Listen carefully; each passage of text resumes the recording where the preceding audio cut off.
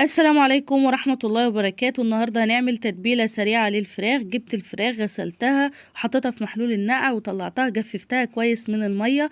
معايا مجموعة من التوابل: معلقة كبيرة من الملح، معلقة صغيرة من الكمون، ربع معلقة من الشطة، معلقة صغيرة فلفل اسود، معلقة كبيرة من الثوم البودرة، ربع معلقة من الكربوناتو، فص واحد من الحبهان، معلقة كبيرة من الكزبرة، نص معلقة من القرفة، ومعلقة صغيرة من البابريكا. هاخد فص الحبهان وهفتحه، هاخد القلب بتاعه وهطحنه ناعم بالشكل ده علشان اقدر اضيفه على التوابل بتاعتي واخلطهم كلهم مع بعض. هخلط التوابل كويس وهاخد جزء منها وهضيفه على الفراخ بتاعتي في كل مكان بالشكل ده، وهضيف معاها رشة من زيت الزيتون، وابدأ ادلك الفراخ بتاعتي بالتوابل وزيت الزيتون كويس، واحرص على ان التتبيلة تدخل تحت الجلد.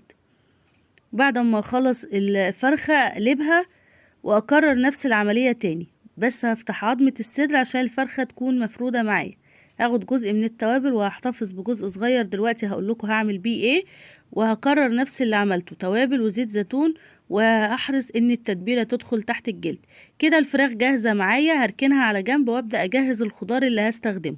المفروض اني استخدم بصل صغير وبطاطس صغيرة، بس عشان مش متوفر عندي فانا قطعت الخضار بتاعي بحجم البطاطس والبصل الصغيرين.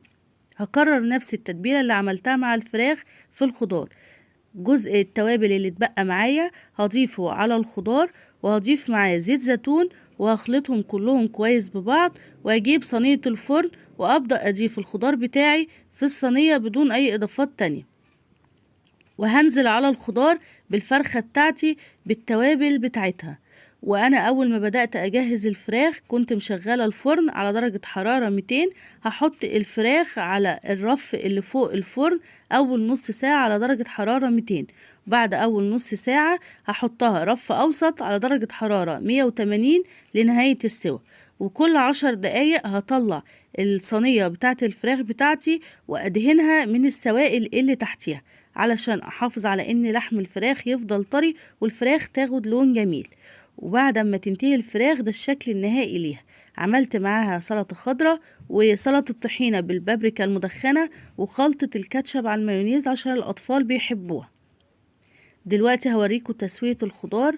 الخضار استوى والطعم من طعم الفراخ والتوابل، وطعمه وريحته تحفة جدا.